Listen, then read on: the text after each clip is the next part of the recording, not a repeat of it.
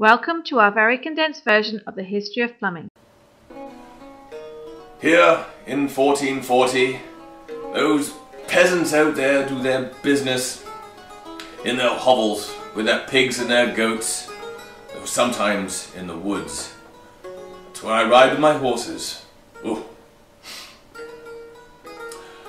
At Castle Smythson, we have the most modern amenities. We have a garderobe with its lovely wooden seat. Oh, all our waste goes directly outside into the moat, where over time it will fill up and keep away unwanted visitors. Like my in-laws. Of course, my wife wants me to hire a gong firmer when it gets full. Those poor peasants, they're the ones that have to rake it out when it gets full and smelly.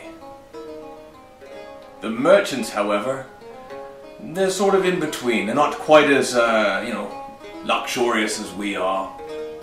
They just go into pots, and they throw them out the window, shouting, "God hello!"